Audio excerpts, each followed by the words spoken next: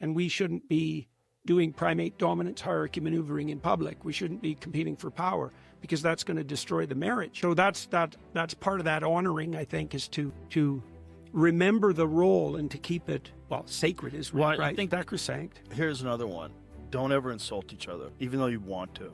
Like you want to like be mean. Sometimes like people get mean to you, you want to be mean back. I don't do that with my friends, so I don't do that with anyone else. I don't want to do that. That's why I don't do it online.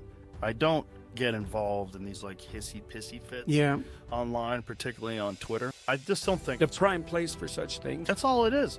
First of all, again, as someone who looks at everyone like a child or like a baby, I'm not angry that people do that. I understand the appeal of it. If I was 15 and Twitter was around, I would be tweeting at every fucking celebrity saying you're a loser, jump in front of a bus. I would say things just to try to get a reaction out of them. I think a lot of kids do. I think a lot of people don't feel like they have a voice, and one way to be heard is to be insulting, and one way to hurt is to be negative.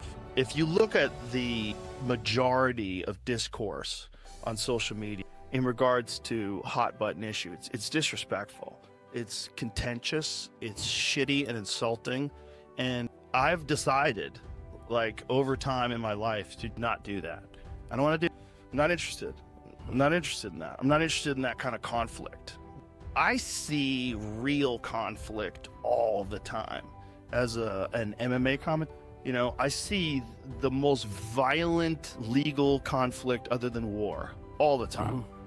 That's conflict. That's like real conflict and resolution, and, you know, purposeful, agreed upon like regular, like back and forth insult.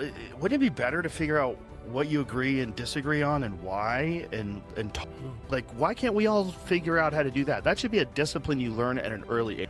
Most of the issues that people have, if the person comes at you insulting and aggressive, either that person is ignorant or they're playing a game, okay? And the game is to get your emotion, to get you reactive, and to be reacting to them instead of acting. The game is like if someone's hyper aggressive in a fight, the game is to put you on the defensive so that they don't, like, the best defense is a good offense. You learn that early on in fighting.